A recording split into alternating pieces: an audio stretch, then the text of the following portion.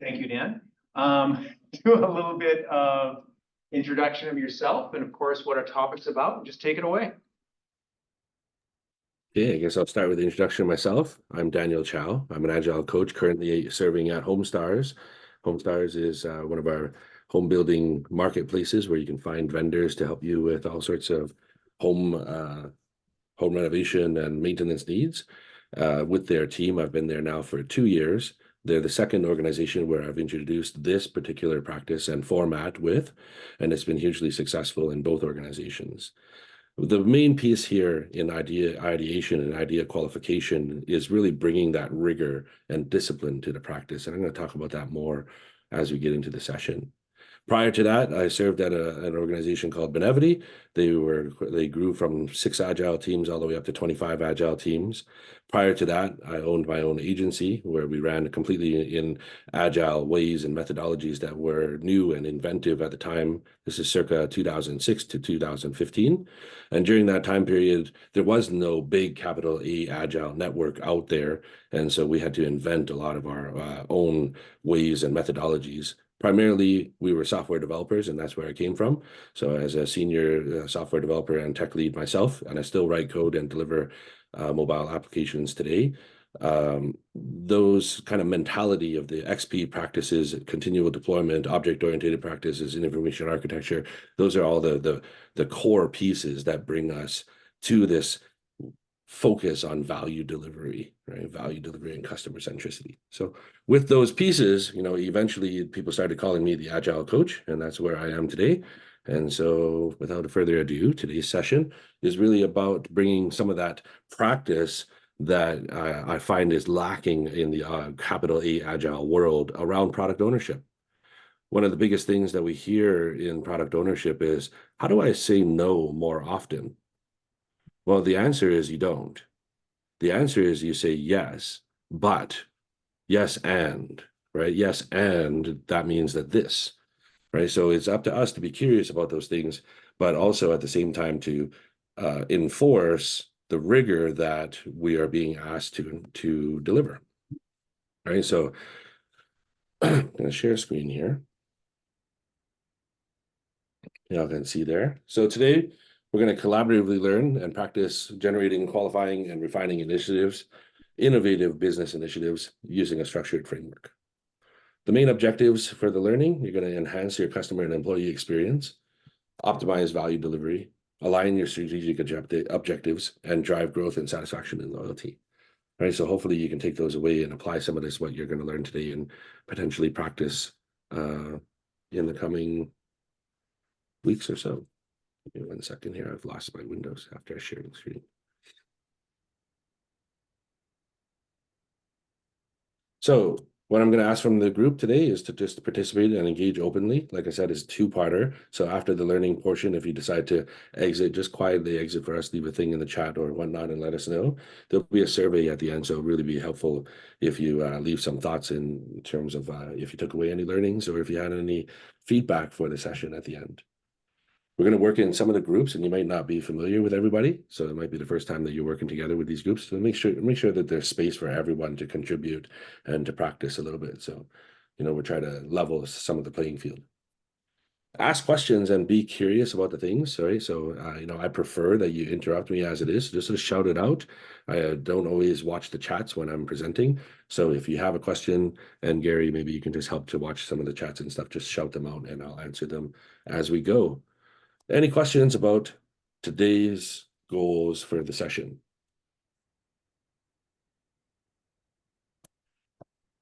Okay, so I'm going to open it up a little bit to that check-in question. As a product or program owner, what are some of the challenges that you face when dealing with new ideas? Let's hear some thoughts from in the room. What are some of those challenges that you face?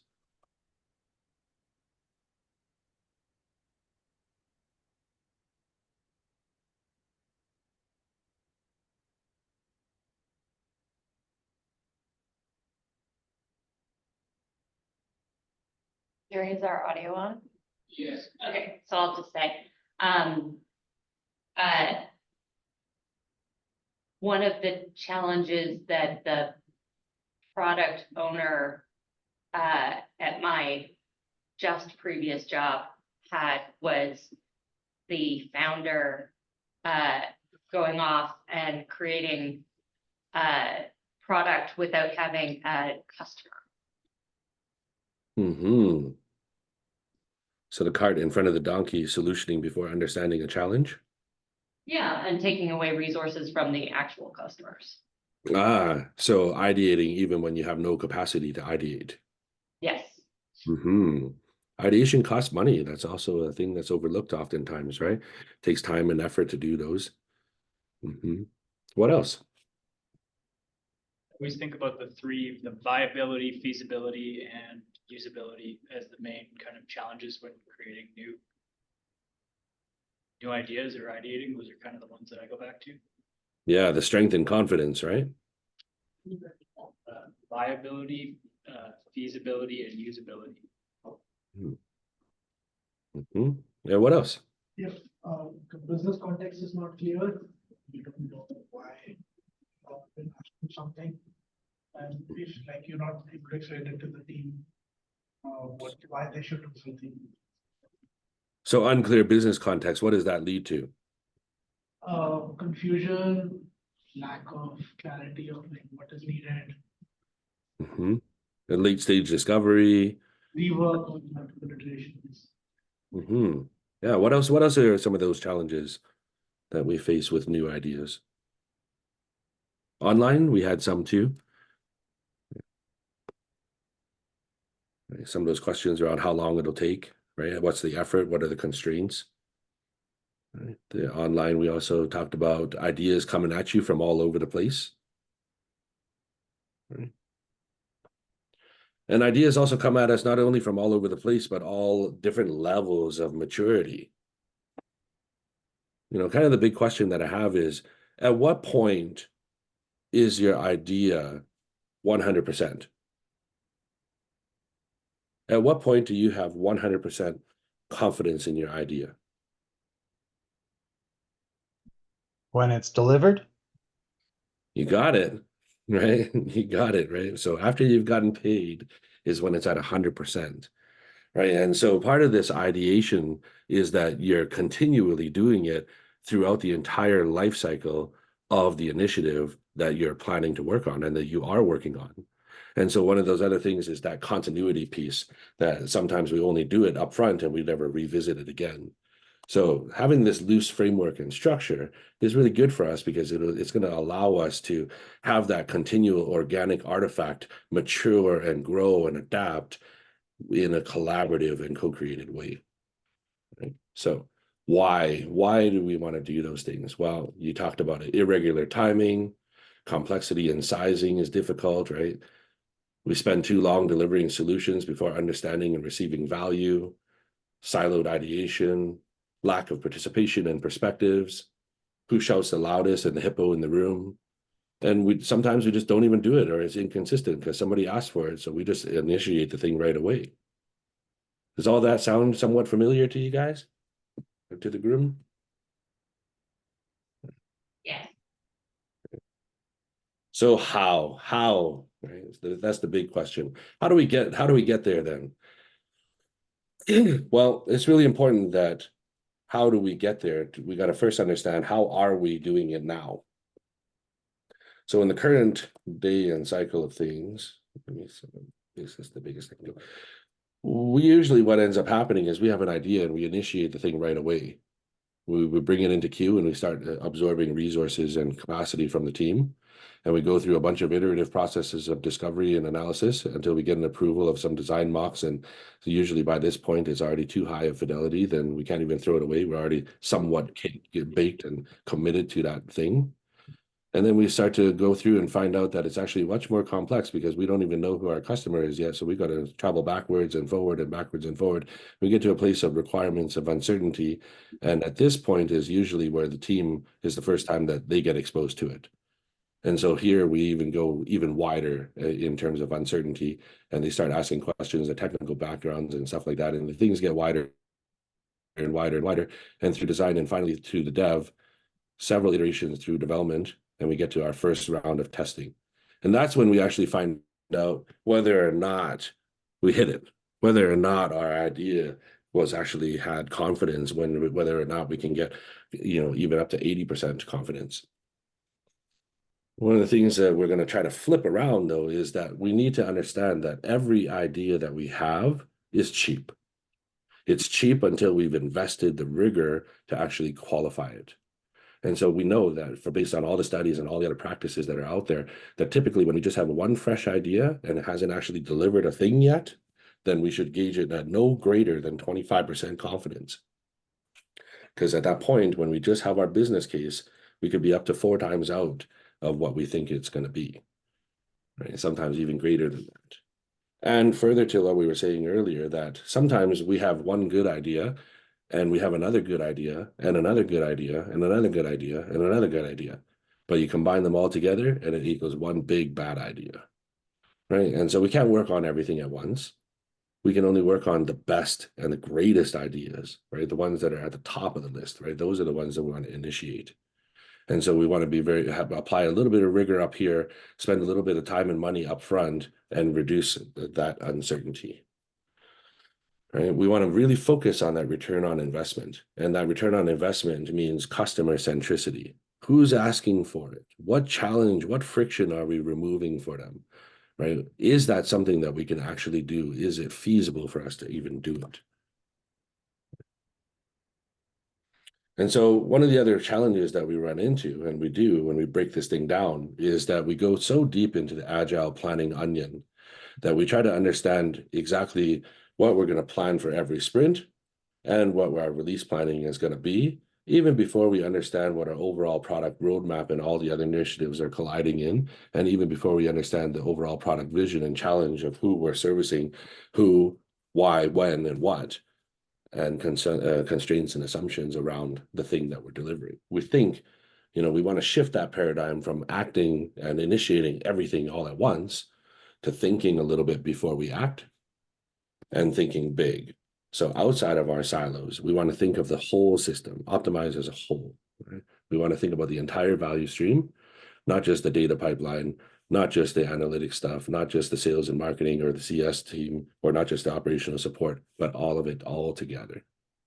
We want to be able to leverage that hive mind and have a central place and a central practice that's easy to adapt, something that's practical for everyone to adapt, and something that everybody can come together in a central place. In my practice, we keep it in our big room.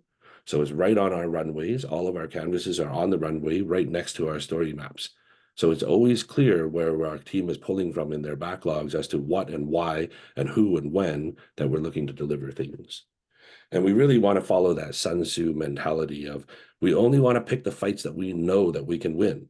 That's how we guarantee victory, right? So we only want wins in our pipeline. All those things that are uncertain, we're not going to prioritize those things. We're going to need to push those off. We can't work on everything. We can only work on the best things. And so that means, that big shift in the iron triangle, right? The golden triangle. Traditionally, right, the way that we look at the things, and I hate the word traditional because it's not really about traditional. What it is this is just a very simple and basic way of approaching things, right? And this is what I would refer to as more of the commonsensical way that we look at things as human beings. We think we have an idea, and usually that idea is some kind of solution where we have a half-baked idea of what the quality is going to be, and we know what we want to deliver or what we're capable of delivering. And then we try to figure out how much it's going to cost to deliver it to our people and when can we deliver it to them or to our customers. And that ends up widening our base over time, widening that cone of uncertainty over time. Right. So you can see that cone of uncertainty that as we started out, we thought we knew everything. We thought we knew what our shining star was. And as we progress, though, we find out that, hey, this thing could actually blow up and be way bigger and larger than we ever thought it could be. And so we want to shift that to more of that agile way. And I hate that agile way. What I want to say here is more of this is focus on value delivery with constraints. Right. So we want to say that we're only willing to invest this wide of our ship into any one initiative or into this particular initiative. So only this much time and money can be spent on that thing, and we're never going to go less than this line of quality, right? So before we even act on a thing, before we even decide to build a thing, all of these things need to have confidence. And confidence is the word that I would use here as we develop and go back through that pipeline here. As we're progressing, as we're traversing and coming down, we're building confidence and getting closer and closer to that 100%. Right? That's really what we want. You hear that same terminology when we talk about QA pipelines and delivery pipelines in the product development and software floor. Every time that we check in code, we're building confidence in that code. We're building confidence in that product. We're getting it closer to the customer, closer to that 100%. So what does that mean? Well, that means that we need to narrow the scope. We need to narrow the features that we're delivering to only the valuable things, to only the things that matter.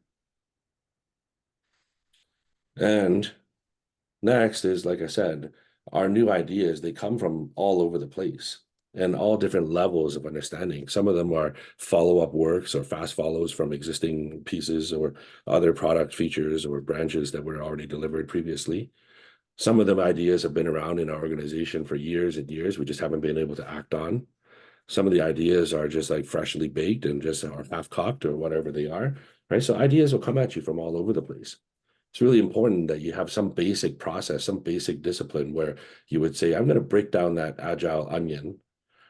And here I'm thinking big. So t-shirt sizing, I'm thinking one team, one sprint, one team, 1 month, one team, one quarter, maybe even bigger than that.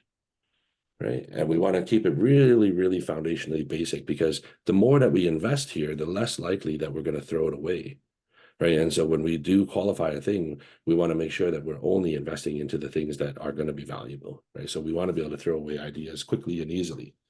Typically speaking, of 10 good ideas that we have, we'd only work on about 3 of them. Those are the best ones. And 1 or 2 is more likely. Well, how do we make that work? Is those 1 or 2 ideas need to actually be strong enough to like support and carry the ship, right? So whatever enterprise that you have, those top 3 ideas, they should basically pay for everything. Everything else as comes after that, those are the things that are kind of extra and become kind of gravy for your train. So it's not uncommon to find a lot of ideas that get disqualified in your Kanban, and it's really important to have that centralized view of the Kanban for the entire practice, for the entire value stream or organization. That way that anytime that there's a new idea injected into the thing, well, maybe it's already at the place where it has a value justification. Maybe it's a place where it has a feasibility assessment, but it has not done a justification yet. So we have a solution in mind, but we don't actually understand the challenge or the customer, right? And that doesn't necessarily mean that it's been prioritized. Right? One of those things is that, like I said, ideas are cheap. We want to keep them cheap and want to keep them loose and moving and kind of organic so that they can evolve over time. And we're willing to move and adapt and throw them away as we need to, refactor as we need to. It's one of those things, just like in coding, right? One of the signs of a great software developer is not that they add code, but that they remove and reduce code. Right? You refactor as you go. And that's kind of the same thing with our ideas. We've got to refactor that idea and continually build confidence after every iteration. So as we progress through, by the time that we decide, so in a business case level, we're looking at, let's say, an annual roadmap. And the annual roadmap, these ideas and these initiatives that we're going to qualify, they're big bucket. So they would fit within 1 quarter of planning at the most. Then quarterly, we're going to say those are when we bring in those ideas. We only bring in those big ideas maybe once a quarter, maybe twice a year, whatever the big bucket is. And that way everybody has certainty as to like, this is when we can see the interruption, and we reserve a bit of capacity up here during here, let's say 10% of our program enablement capacity to actually qualifying those ideas on a continual basis. So at the top of the stream, you're going to see qualifying ideas, spending right from the program enablement, maybe 6 times in a quarter, and once for every sprint. But at the team level, what you're going to see is that they're going to only do draft planning and pull it in maybe once a quarter for each iteration. And so that way they get a full quarter to focus on actually delivering value without any interruption of ideas. Okay. Further to that, like I said, at any point in this cone of uncertainty, we want to be able to exit and receive the value that we have. And so one of the important things about understanding and revealing the truth about our product and the value in building that confidence is actually shedding away all of the superfluous things, all of the extra waste, right? And so we might get to a point where by iteration 2, we've already received 85% of the value and there's no sense even continuing, right? Or we might get to the place where we just qualified the idea because everybody's always asking for it, but actually when we analyzed it, it's not a good idea. And so that saves us from future conversations too. Disqualifying ideas is actually a good thing. It's valuable for us to not work on it rather than spend way more money to find out that it's not valuable. So what does that mean for us, right? What does that mean for us? Well, what does that look like, or what can we do about it? Right. So as you can see here, I have this canvas here and I'm willing to share it with whoever. If I could figure out how to get out of Miro, but we work right on Miro for just about all the things in our practice. And I'm going to zoom in here. So one of the things that we do is we optimize as a whole and we think strategically, like those big bucket things. So we start with a canvas. Anytime any of our program managers, our staff members, our leaders, directors, VPs, whoever, anybody who wants to initiate an idea, they got to fill out one of these canvases in the very minimum. That's the price to get into the pipeline. And with that, they give it a title so that we have some way to refer back to the thing. And they need to articulate what is that vision and start with that overall epic format of we want something so that this reasons, that story format that everyone's familiar with. Right? We want to start with some sort of a vision statement. We want to know who the delivery lead is and who the chief sponsors are. Right? Any other context that we have about the sponsors and stuff we'll capture later. That's kind of the first piece. And so at this point, it's singular ownership. And this is great when we think about strategy, right? We even have roles for strategists. We hire these professionals and these experts that have deep understanding of all the things, market analysis, demographics, sales and marketing and distribution and so on, right? And they come up with these strategies in an ivory tower. And we know how well that works, because it's one thing that you got a good strategy. Well, the difference between a good strategy and a great strategy is that everybody else that contributed to it, everybody else can contribute to it, everybody else can be a part of it, right? So you're able to articulate that vision with clarity throughout the life cycle of the delivery, right? So it's not just upfront that you told the designer what all the dream was, and then it's up to them to then pass on the message. If you do it that way, then you're playing the telephone game. And we want to make sure that we take that telephone game out of it by just having everyone in the room, everyone who's necessary at different levels of that onion, right? So initially, when we're starting out with that product vision, we might just have one person up here. And as we cross into the product vision, we bring it to our value stream team. So this might be exposed to like maybe 8 people here that contributed to it. And when you add it to our road mapping at the quarterly level, at this point, we might have all our TLs and captains, and somewhere where maybe two dozen people have actually now informed this thing. And as we bring it into release planning and sprint planning, it increases in fidelity and confidence. Hey, Dan. Yes. So you talk about a sponsor there. What if there is no sponsor yet? Like, what if I just come up with, hey, here's a cool idea and just put it on the wall and wait to see if anybody will pick up on it? Yeah. Is that possible, or Sure. is Sure. it That sponsor? just tells you that you're going to have to sell it to somebody, right? Somebody's got to pay for it, right? Is the sponsor like the business sponsor then, or the sponsor of the idea? Who's going to pay for it? Okay. So it could be both of those. Yeah. Could be both or neither of those. But I like to think about sponsors as who's funding the project. Okay. Right? Stakeholders as who can decide things for the project. And do you find you get lots of ideas without sponsors Oh, we initially? get a ton. Yeah, we get a ton. So we that's part of our challenge is that we still have a ton of ideas that come in. So we get like maybe 50 in a quarter, and we got to toss out at least 45 of them. So Right. Okay.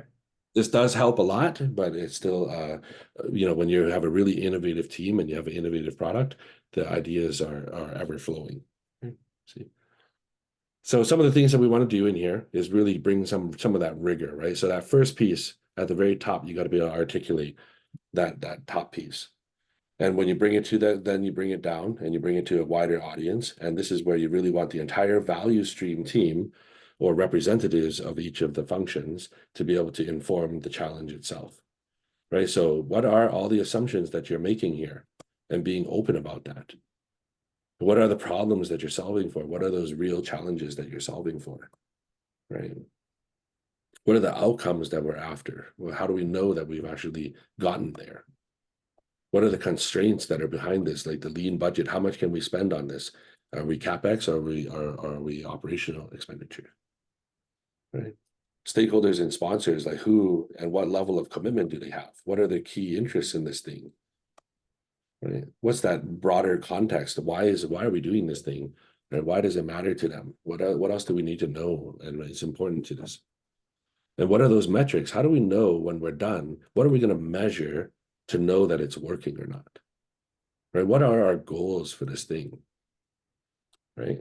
Resources, teams, and capabilities. So what programs, what capabilities, and what people are we going to need in a big picture way? That t-shirt sizing, right? Who's actually needed from the company? What's tangible? What's intangible? Who might be needed externally? Risks and dependencies, right? So like what could go wrong? What are the things that we don't know about? And anything else extra. Okay. So after this first piece usually takes us about half an hour to run through, right? At least on a first pass.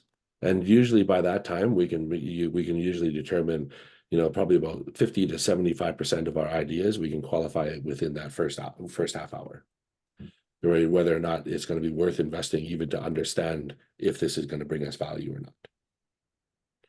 Okay. Once we do that, then we open it up to a broader understanding of that feasibility assessment, and we focus more on that solutioning side.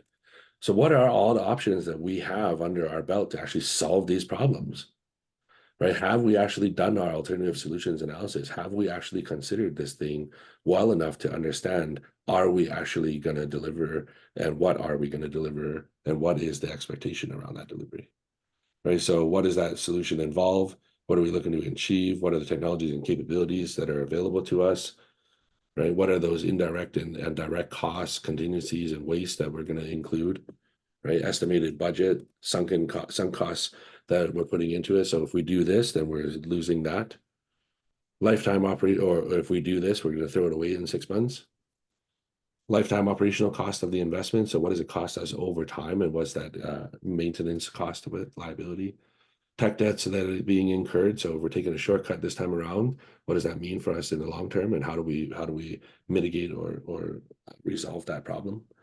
Materials and incidental costs. So like if maybe we have to buy new tools or new artifacts or do some installations, or even upgrade our facades or whatever they are. Opportunity costs, right? So if we're doing this, we're not going to be doing that. So that means that we're missing out on this other opportunity, right? So understanding those pieces there too. Okay, so usually this piece takes us, could take us weeks even, right? But for the most part, most people have at least one solution that they're bringing to the table. So within that first half hour, we're able to consider at least one of the solutions. But typically speaking, we want to know that you've put in the rigor to consider at least 2 or 3 options before we're going to approve that. A several $million budget for you to go off and do a thing, right? So we want to see that you've actually done some of the rigor around shopping, right? Do we buy it? Do we build it? Those kind of questions. So this artifact, we keep it on our runways and we keep it organic. So as we discover new things, and as the progress of the product comes to life, every delivery, every iteration, we come back and we update what we know and what we don't know. And then periodically we will take snapshots of this canvas to define clear vision briefings and continuity throughout that life cycle. Right, so this thing becomes an organic artifact that everyone contributes to in the main big room, and every once in a while, the broader anyone from program management to product management can then take this and condense it down into a clear snapshot or PDF or something like that that's more digestible for executives, or more digestible for program leaders, or more digestible for designers, or more digestible for QA. Right, so we want to be able to take this as the central truth. We want to make sure that we're doing this on a regular cadence, right? So that we're planning within those constraints. So when we're doing this practice, we want to make sure and say, you know, we're going to spend this much time and only this much time ideating every sprint. Right? We're going to keep that consistent. We're going to make sure that we always have something that we're ideating on, right? So that we're not just working away and then start stop at the end of a quarter. And we want to create that rhythm. That rhythm, you know, there's rhythm and there's also harmony. Rhythm is we're all doing it at the same time, but harmony is we're all singing the same song. And that's a really important thing about this practice, is that it takes down those silos and those barriers between cross-functional groups and cross-organizational groups, where we're all looking at it in the same light, right? That Kanban board, once we round up the entire practice, it helps us to limit that work in progress and our risks overall, right? So going back to how often can we say no to a thing? Well, it becomes obvious if the Kanban board is full. Right. So say if we got 100 ideas in the queue and the idea that you have doesn't even have a full business justification yet, then you kind of know where and when your idea is going to come into the next pipe or into the next opportunity for qualification and initiation. Having that basic practice, really starting with something, like I understand that this thing people will say, well, this is just the basics of project management. I'm like, yes, I understand that. But that's kind of the agile thing. We don't need everything to get us off the ground. We need just enough, right? We're just like in coding, we don't want to be too far away from the sun that we're freeze to death, and we don't want to be too close to the sun that we burn up, right? We want that Goldilocks zone of our rigor and practices. So starting with this sort of a basic structure and then continually improving it, you're going to get to a place where this is going to change itself, and your organization might review it on a quarterly or biannual basis and say, hey, we're going to actually improve this. So I want to see not just scope here, but I want to see technical scope, or, you know, not just costs here, but I want to break this up into capital costs or operational costs or whatever they are, right? So you can grow this thing, but be careful not to grow it to a point where it becomes impractical for everybody. Right? Make sure that it's organic, right? So it's never done until that initiative is done. That means that we're not working on it anymore. It's past its life cycle all the way to adjournment. Right. So even after the fact, even after deliver, when it's on the go-to-market side of the things, this still exists, because we still want to understand and measure after the fact, did we hit our SMART goals and did we actually make those metrics? Right. So this initiative canvas sits alongside our burn-up charts over time, sits alongside our OKRs over time. Practical and low investment. So again, like I said, it's really important that you can qualify ideas really fast and cheap. Because if you have to spend too much time qualifying your ideas, then that just becomes your full-time thing. There's going to be so many ideas coming at you as a product owner that is really keeping that focus and being able to knock down the ideas without saying no quickly and easily is really important. One of the hardest things, and one of the that takes a little bit of executive coaching though, is that sponsor versus sponsors. So you might have conflicting sponsors and stakeholders, like two VPs that want two different things at the same time. It's really important that if they both agree to this system and to this practice, then it levels the playing field and it takes the hippo and who shouts the loudest out of the room, right? Because now it becomes obvious when we see all the things and we lay out the artifact that we actually know, and we can objectively say whether this idea or that idea. And if it's this idea over that idea, well, that idea, we're not going to necessarily throw it away. That's just a cue to us to look at alternative solutions. Maybe there's another way that we can deliver this thing together. And that's where we move from compromise to true collaboration, meaning that you're not only putting 50% of your things and me putting 50% of my things on the table, but you put 100% of your things on the table. I put 100% of my things on the table, and together we came up with a way to turn that into 150%. And so the sum of the things is greater than the whole, or the whole, right? The whole is greater than the sum of the parts. Hey, Dan, I had a question. Do you ever bring sales into this conversation as well? Absolutely. Yep. Sales, CS, RevOps. We've got HR in here for everything from revamping our leadership and career ladders and everything. All initiatives, every initiative, including mine as the Agile coach, must have a canvas. Right. Okay. So that kind of concludes the lecture portion of today. Are there any questions out there?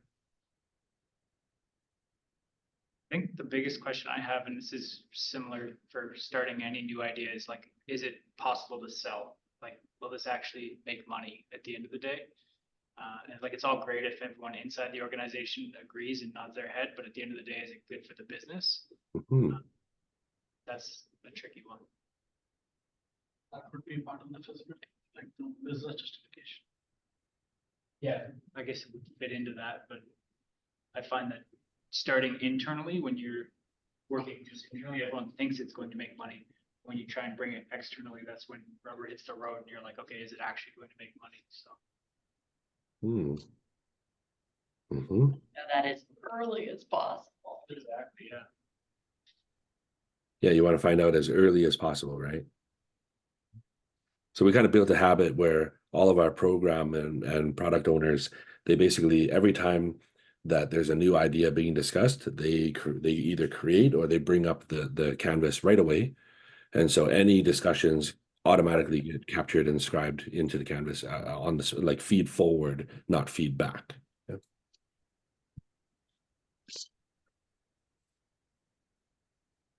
Any other questions or comments so far?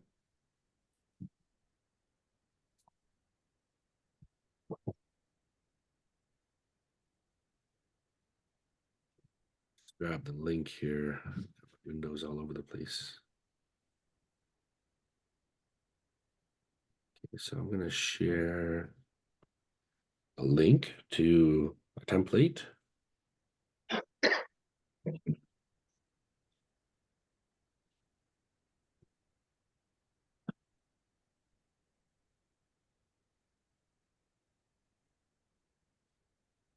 Here we go. So I've converted this into a spreadsheet so everybody can either print this off or just sticky notes on a table or a sheet of paper, whatever it is, right? And make sure that, we just keep it loose and easy, just for be practical for today's assignment. The idea here is that we're going to go through this canvas together, right? And we're going to actually practice doing this, right, in our group here. So I'm going to need some help from the organizer. So Gary, and in the room, maybe just self-divide yourselves into groups of 4, let's say, 3 to 4 in a group. Sure. Let's see, let's count 1, 2, 3, 4, and then organizing groups, right? So we want to. Yes, go ahead, Daniel. So we're going to explore and be practical about it, right? So ways to delight our customers and exceed their expectations and foster long-term loyalty. So specifically, we're going to use Calgary Agile, right? So we'll explore what are some ideas that you have that are practical and creative that we can delight our customers and exceed their expectations and foster long-term loyalty. So what are some ideas that you have? The idea is that by the end of this, that you'll have a working example. You'll be able to test it out for yourself and see if this might be something that provides your organization value that you can actually take it back to your team. Brain writing, right? So just thinking on your own for 10 minutes. I'm going to set a time. I'll set a timer for us here. So just on your own, dupe that template. So take the canvas and dupe it, and really just think about that top portion of it, right? So that top portion up here. Right? What is your idea? Right? Think of one idea and fill out that top portion. Then after that, you'll divide up into your groups and work as a swarm to really understand the challenge and the value behind it, right? Build some confidence in your idea. Work through part 1, right? So spend 15 minutes working through part 1. Okay, so add whatever assumptions that you have, problems, outcomes, constraints, or whatever, add all those things in there and we'll see what's next. Then we'll spend 10 minutes to explore those solutions, right? So I'll let you all know when the timer hits at 15 minutes to move on, right? So whatever state that it's in, that's what we're going to use to better understand our next steps, right? If this thing has low confidence, then it has low confidence and we need to invest more time in it, then it's an active decision of whether or not we're going to invest more time into ideating or understanding it. So long as we're good enough to move on, then we can move on. And if we don't, then you don't, right? So if you're still on part 1 for the whole thing, no problem. Stay on part 1. But if you're ready, let's move on to part 2 and feasibility assessment. So that's really thinking about different solutions that we can do. And you've got myself online and you've got Gary in the room. So to represent Calgary Agile, sponsor or stakeholder there, if there's any feasibility questions that you have, whether or not we can do a thing or whether or not that's feasible for us to do for our customer, just ask us and we'll let you know. Okay. So we're going to try to fill one of those things out. It'll take us total about 35 minutes, and then we'll circle back at the end and spend about 10 or 15 minutes just to share any learnings or insights that you might have from doing this practice. Okay, Daniel, just to clarify the instructions. Step 1, they are going to think about a business idea, whatever, for about 10 minutes. Then we divvy up the groups in 2 sets of 4. We have enough participants, I think, for 3 groups. And then you want us to go in and complete the canvas, right? That's right. Yeah. So step 1 of the canvas first for 15 minutes, and then step 2 for 10 minutes. And then we'll circle back at the end and just share any insights or learning of what your experience was like. Clarifying question. Yes, go ahead. I think there was a topic for what the ideas were around. It was around Calgary Agile. Yeah. So, Yeah. yeah. So the ideas that we're really, you know, you can feel free to choose any idea you want, right? I'm just suggesting that you explore practical and creative ways that Calgary Agile can delight our customers and exceed their expectations and foster long-term loyalty. All right. Okay. So that's the vision. All right. Yep. Do you mind showing again the canvas so we can actually have a frame of reference? Yep. So on your own, first 10 minutes, you're filling out the first few lines there, just row 1 to 5. So starting with your vision, like what is the idea? We want something so that some reasons, right? And then part 1, when you get together in your group, you work through the next piece of it. So the next bucket from row 7 all the way down to row 24 there. So just filling it in. And we've got to get a little bit organized here because nobody's got laptops. We have to grab some stickies or something. Yeah, so you could use a sheet of paper even, right? So a sheet of paper will work too. Yeah, I can leave this up on the screen. So just grab a sheet of paper if you don't have a laptop and just go write down your value stream vision, who the delivery lead and who the sponsors would be, but you can maybe skip those for today's activity. So really starting with that vision statement. And what is it what is your idea?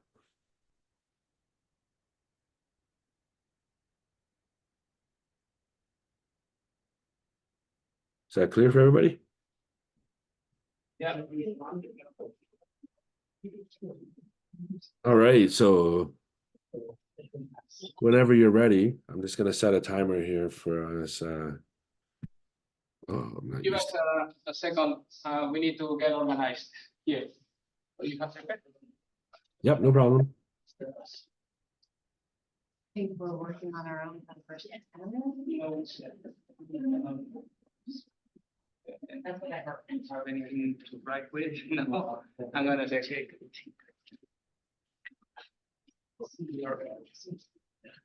I'm happy to work together too. My only thing was that we first decide to idea. Yeah. First, as a whole room or.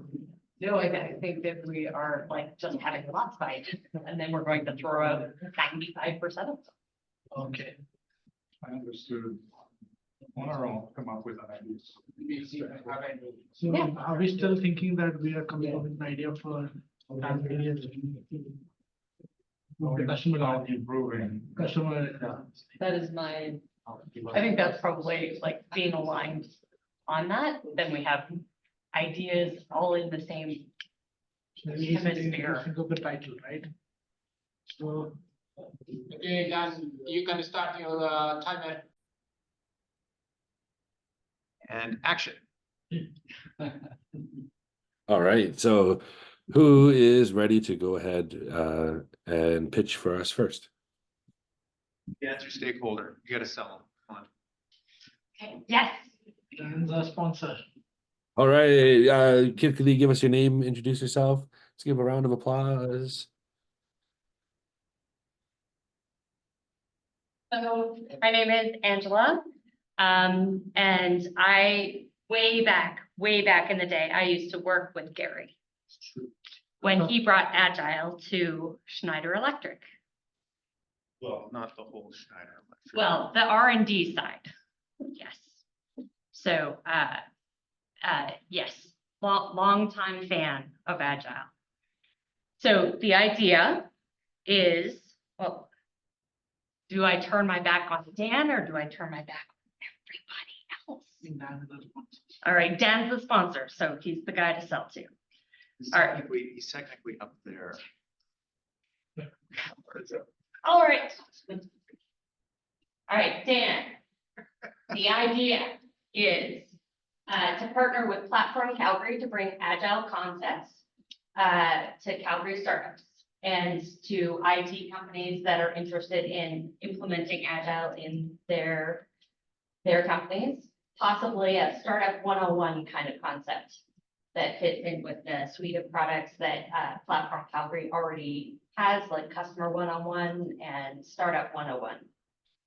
The problem is that a lot of startups run out of money or they don't get market buy-in before they develop a great idea, and they spend all of their cash on developing their great idea, only to find out during testing that their sunk cost product is a flop and they're unwilling to give up their bad idea. The outcomes are increased participation in Agile, Calgary Agile events, more startups adopt Agile methodology, and more startups survive past their first 3 years.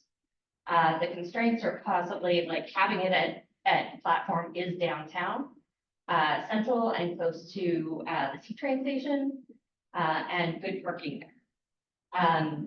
The sponsors would be improving potentially platform and Calgary Agile. The context is that the current market of Calgary Agile seems to be fairly small. A lot of Agile coaches. I don't see a lot of developers here. I used to participate in Calgary Agile years ago when there were more like 100 people in the room. And there were a lot of developers in the room and a lot of people that were grappling with this idea of continuous delivery and DevOps. And I don't see that in this community, but I don't come very often. The metrics, how to measure the outcomes are, could be attendance, feedback from the meetup, from a certain percentage of people that it was worth their time, people having ideas of future topics to present at Calgary Agile, like success stories that they want to share. Resources, potentially food to draw people, because that always draws people, and potentially handouts. The risks is that there's no impact on attendance because no one's heard about it, but we want to use Agile and their reach to their existing startup community to reach out to their membership, to spread the word about the existence of Calgary Agile to people that may not know about it. Did I miss anything? I think the resources, we need volunteers. Oh, we would need volunteers, resources. They can be from Calgary Agile. Oh, and included in that is connecting people that are interested in practicing Agile methodology concepts that don't necessarily have experience with it, with startups and companies that are interested in trying it out, so that there's a win-win of participation and practice and shared learning experience. You clap now, Dan? Yeah, I was gonna say, let's give a round of applause. I think you did a great job giving us a rundown there, right? And I'm gonna simulate just as like if I was a VP or if I was your sponsor or stakeholder here, I would ask some questions like, how do we know that they would even be willing to partner with us, right? How do we measure that actually would make change outcome for small businesses, not just any attendees in general? Like how would we track those things? maybe even some of the resources and capabilities that we're going to need. You mentioned having a champion of some kind from the community to help us to really champion that idea and message out there to help us to build that brand platform. And then the other piece is like, how long do we expect that we would run this overall program, right? So would we run it for just 3 months or 6 months, or is this a permanent piece of our practice that we're thinking about, right? Other assumptions in there too, things like we've moved away from that developer and SRE and continual deployment and so on. You know, maybe we can investigate that a little bit deeper too, to better understand around what is the real challenge there for the people, right? Or even for ourselves, like why did we make that shift? And if there's something there that we can investigate further. Right. So thank you so much for your ideas, you know, and I'm just going to put it back onto the group afterwards. We'll circle back around and we can share some of your insights from the overall experience from the session. So let's give them another round of applause. And feel free to ask any questions if you have for me on my feedback. Okay, so the other group, if you're ready to go, somebody could pitch for us. Oh, Dan, can you hear it, by the way? Yep, I can hear you. Yep. Oh, no, the guys in the back. Cannot hear. Go ahead. Testing, 1, 2, 3. No, we'll get you to move further, closer. You could come up closer, the mic array's up here. Thanks, sorry.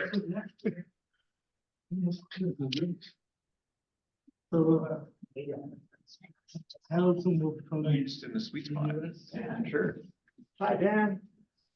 Hello, let's give them a round of applause. Give yourself a quick little intro and pitch your idea, please.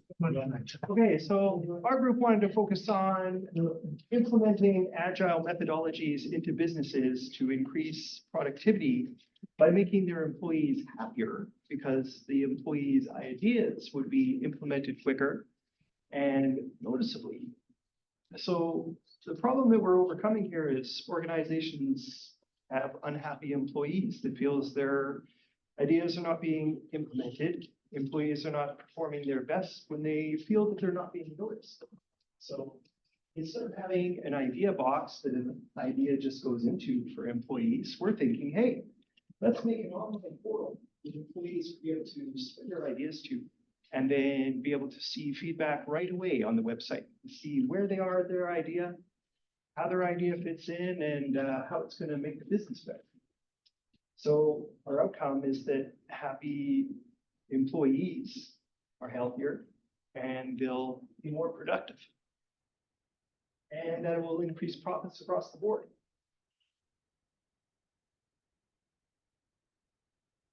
Yeah, in terms of sponsors, we consider the whole organization as for stakeholders, we consider the whole organization. For sponsor, we're looking at the executive, because you cut across the whole organization, we're changing the paradigm on how things are being done. Then we're looking at the key things we're working at is quick time turnaround, time to market when you're using Agile compared to using Waterfall. When you have idea using Agile, it's flexible. We can quickly change, adaptable, then we're able to ship the market on time. So then the metric that we consider, we look at the sick days. When you can do things better and people are happy, you reduce the sick days. Then the implementation times before and after, definitely there'll be more changes that can be done when using Agile compared to when you're using Waterfall. So those are what we consider here. And solution. So in solution, as my friend said, it's an online portal where people can post their ideas and comment on other people's ideas and go back and forth. So it's right there, right away. And the benefits of this is like easy to use portal that anyone can use from their laptop or mobile devices, and from anywhere they can access it. So that's the benefit. And they can interact with other people in the organization easily. Like normally a worker would not interact with board of directors or like that, but in this case, they can easily interact with everyone. And a risk factor, I don't see any risk here if you see.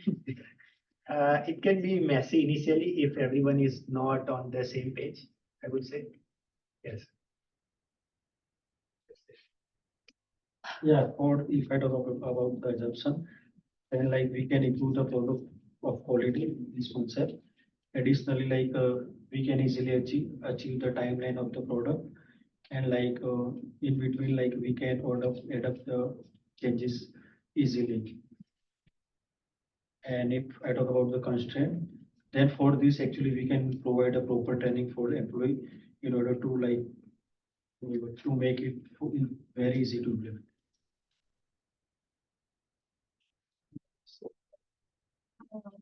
Yeah, so the solution in the scope include install the software and talk to both the enterprise and clients, and the resource technology and capabilities include two-dimensional picture and text.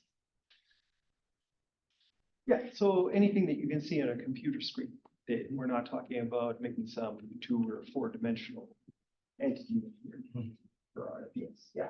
So you and what questions does the group have?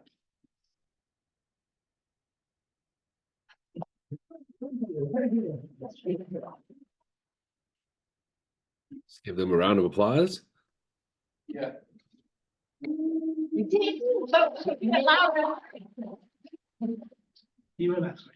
So I'm going to do a little magic trick, right? And I'm going to impart another piece of learning from myself, my own practice, which is in the first roundtable, I gave the feedback first, right? As that chief sponsor for the ideas, but let's open it up to the whole room first, right? So from the room and from everyone in the attendees, how strong was their idea? What would you add to it? Angela. Yes, so ideas.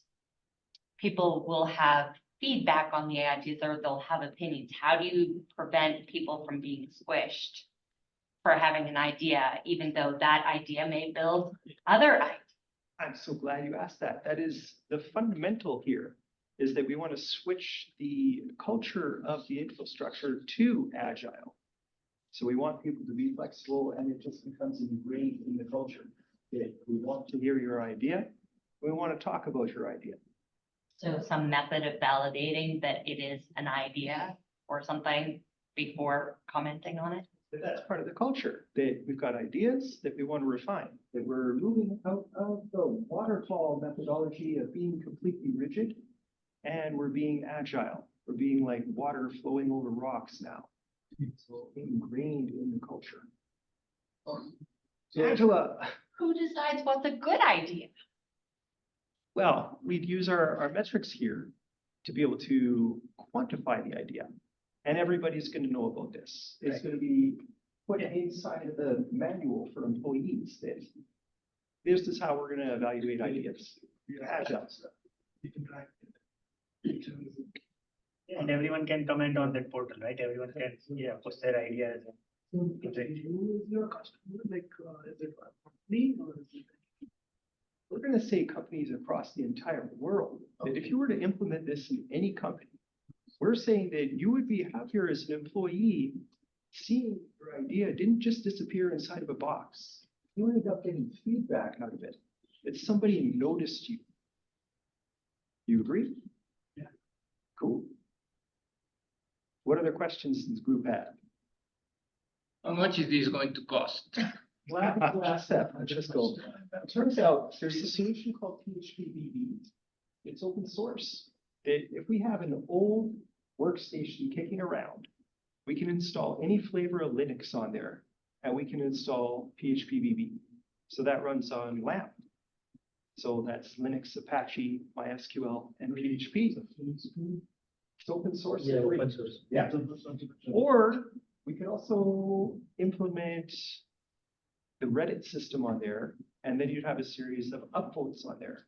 And that's how we could really figure out who's most excited about the ideas. We would take a look at the upvotes on the ideas, and agilely, we would look after the ideas that had the biggest amount of upvotes. So putting it up to the entire enterprise to go, what are you most excited about? Everyone. Okay, so you're telling me that the cost is pretty much negligible. Correct.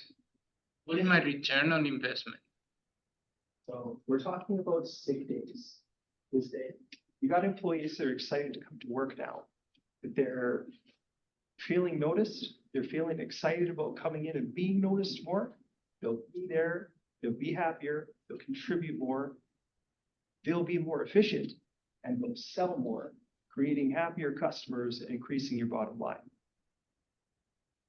Okay, so if I'm forking out my money, I want to see tangible KPIs. So Yeah, your key performance indexes, yeah. yeah, so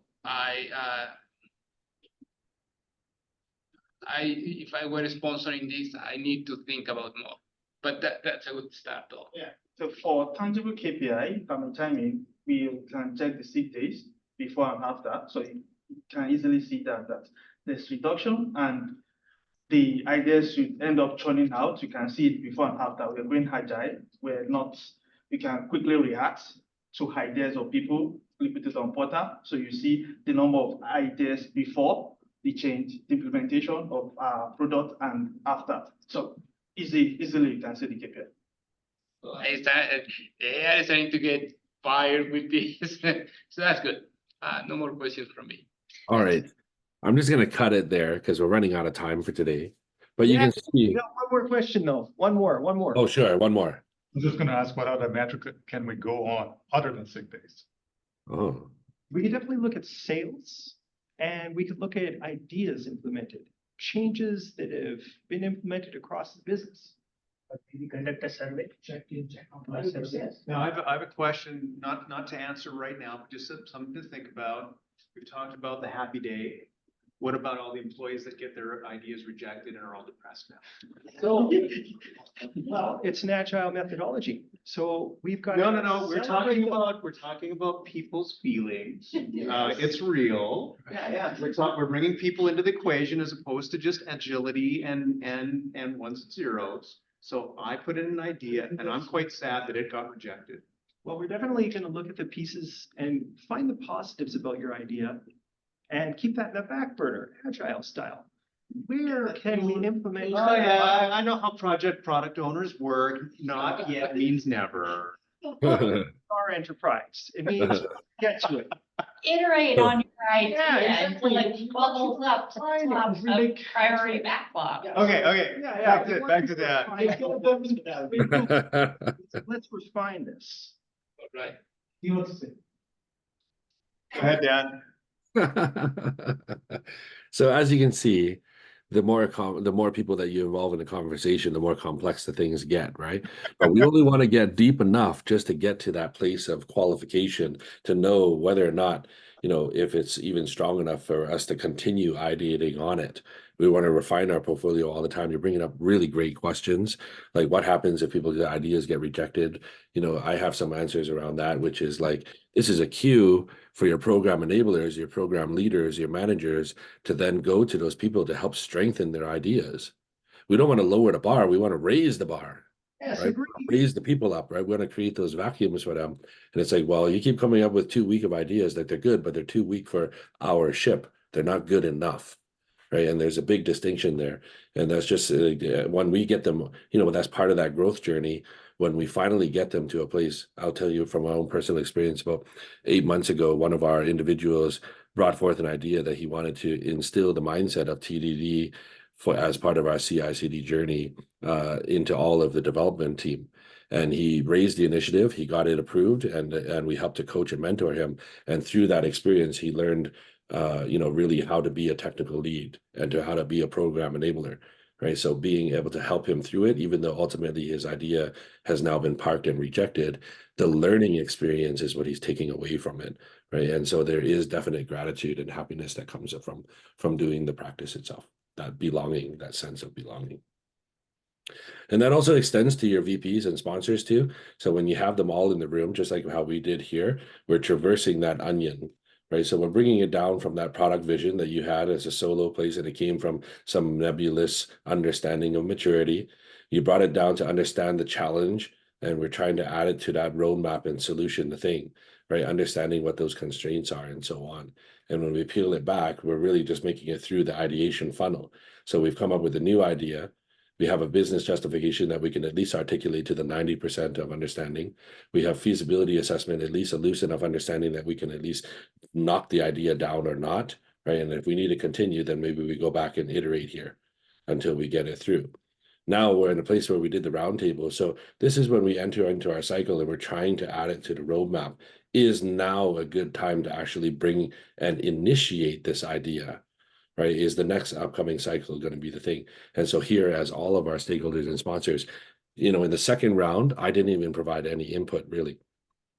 As a group, just by facilitating the process itself, you guys have already self-voted and kind of qualified which is the next idea that we should bring forward. Of the two ideas, would you say that both of them were qualified?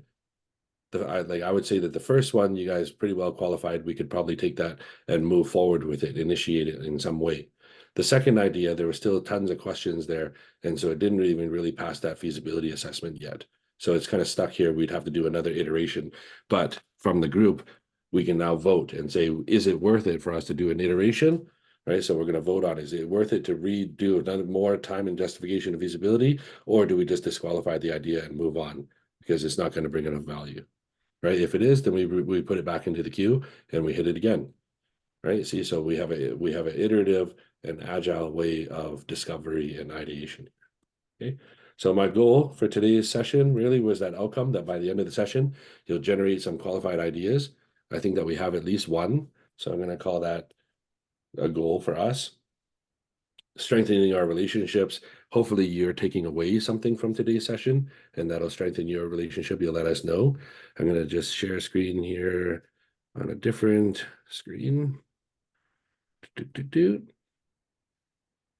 So at the end of the session here, I really appreciate your feedback, helping us to continually improve the Calgary Agile practice and our servitude to the community, helping us to grow and communicate our message out there. If you're willing, please forward those idea canvases, leave them behind with Gary or forward them to us in some way, shape, and we'll take it away and we'll potentially act on your idea. So thank you so much for attending today. Hey, Dan, for when we post the video, we can put the canvas as a link on YouTube as well, right? Absolutely, we'll do. Yep. Perfect. Yeah, because we want to make sure that you have access to it. So maybe just a quick roundtable from anyone in the room or online. What's one insight or one thing that you may or may not take away from today's session? Well, Dan, I think this is a great way of qualifying intake. In a great deal of the large companies, they have this idea generation stage that goes then into potentially a gated framework. But this intake process is actually superb. I think it's very useful. Thank you for sharing your experience with this. It was cool to watch everybody in the room. Just sort of at the beginning, like Dan was saying, at the beginning, you were kind of like coming up with the ideas, but then as you walk through the canvas and what Dan, like I know you couldn't really see Dan, you weren't here to see it, but it was actually really kind of very interesting to see the teams come together, have those conversations around the different ideas, and actually take it to heart and walk through it. So I think it was really great to bring this forward and to walk through it. And for me as an organizer, it was great to watch you guys do it. Yeah, I appreciate the interactivity of this session. Yeah. Yeah.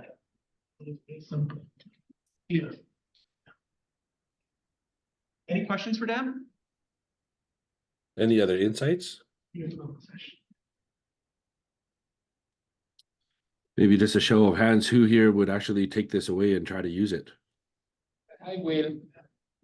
Okay, so pretty good then, yeah. There's your KPI right there. Thank you, everybody. Thank you, Dan. Thank you, Dan.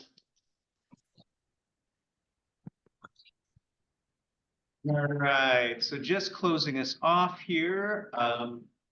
Can't find my webpage that I had it on, so I need to steal my big fan.